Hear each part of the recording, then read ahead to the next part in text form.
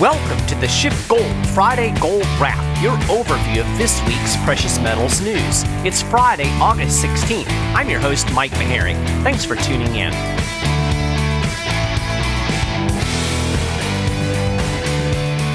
So it's been yet another eventful week for gold.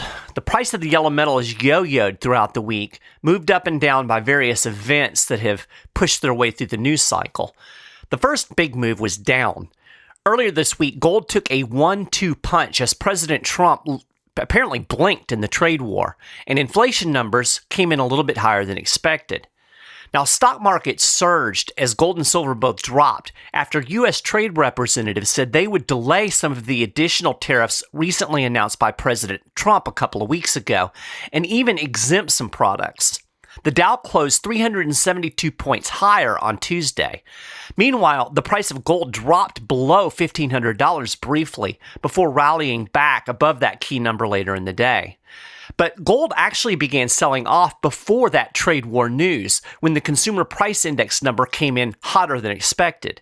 Of course, inflation is actually good for gold. Gold is an inflation hedge, right? So why are investors selling gold when they see signs of inflation?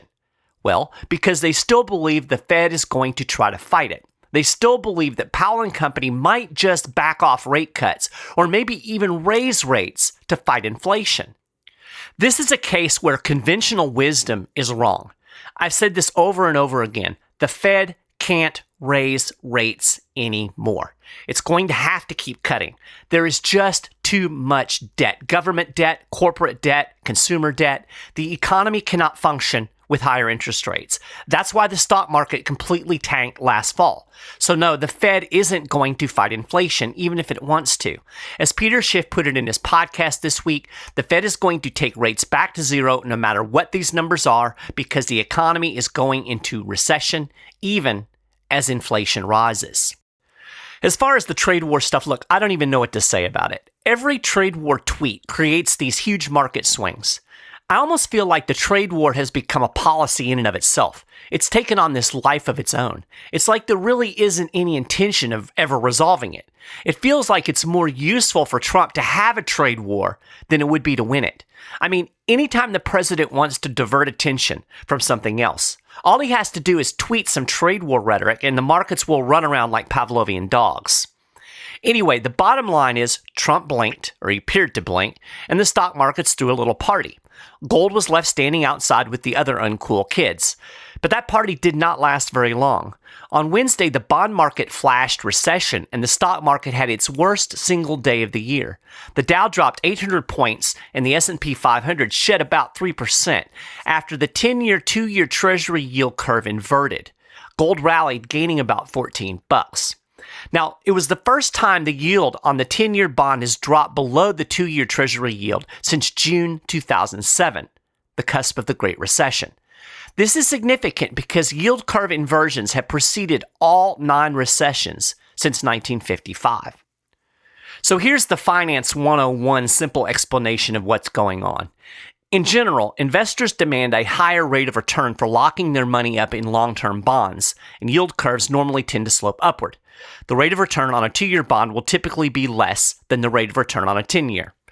During economic expansions, inflation expectations tend to rise. As a result, investors demand even higher yields for long-term bonds to offset this effect. A sharply upward-sloping yield curve generally means investors are optimistic about the future. But investors tend to believe inflation is going to fall during a recession, so that puts downward pressure on long-term yields. The difference between long-term and short-term yields flatten and eventually invert as recession fears grow. And yet many mainstream pundits seem to still be optimistic. One trader told Reuters this certainly isn't a sign of an impending recession. And it may not be. Most analysts say they would need to see the curve remain inverted for an extended period before they would call it a recession signal. But I don't think you need yield curve inversions to tell you a recession is coming. I've been saying we're crawling toward a recession for months. I mean, we're way overdue. Honestly, I think the Trump tax cuts kicked the recession can down the road. I think if Hillary had been elected, we'd already be in a recession. I also think the fact that the Fed abandoned interest rate normalization earlier this year bought the economy a little bit more time. But the recession is coming. The bubbles are going to burst. Anyway, back to bonds. The yield on the 30-year Treasury also dropped to a record low of 2.015% on Wednesday. One analyst told Reuters this indicates that the Fed is sitting between a rock and a hard place. This is something I've been saying as well. The latest move on the long end of the U.S. curve is sending the Fed a clear message. The notion of a slow, methodical mid-cycle adjustment is very much in question, and at the same time, so is the efficacy of lower rates to solve the issues at hand. So yeah, the Fed's hosed. Peter Schiff has said all along he thinks long-term yields are eventually going to go up when the mainstream finally realizes we're heading toward an inflationary recession. Think stagflation. He said he thinks the long end is going to be rising because of higher inflation and because of waning demand for U.S. Treasuries in the face of exploding supply, especially when we move into recession. So after all of that, gold is trading at about $1,512 per ounce as I record this podcast. It appears to be dropping a bit in early morning trading. On the week, we're looking at the possibility of a slight gain, depending, of course, on what happens in today's trading. But we are off the highs that we saw during the middle of last week. We got a little bit of economic data yesterday that I'd categorize as mixed. U.S. retail sales surged in July, climbing by a better-than-expected 0.7%. But on the other side of the coin, industrial production fell by 0.2%, marking the second drop in the last 4 months. Weekly jobless claims, which are considered a rough way to measure layoffs, rose by 9,000 to 220,000. That was a 6-week high. Now, here's something to put those retail sales numbers in perspective. Total outstanding consumer debt surged to over $4.1 trillion in the second quarter, according to the latest data released by the Federal Reserve. The quarterly gain from Q1 to Q2 came in at $60 billion. That's the biggest second quarter increase in household debt or consumer debt since Q2 2016. Over the last 12 months, American consumers have piled on an additional $208 billion of debt. Revolving credit, that means credit cards primarily, increased at an annual rate of 5.3% in Q2. Americans currently owe $1.07 trillion on their plastic. According to Wall Street, this was a record for a second quarter and was only topped by the holiday shop and borrow season in Q4 2018. So when you see these big retail sales increases, remember that a lot of this spending is on credit cards.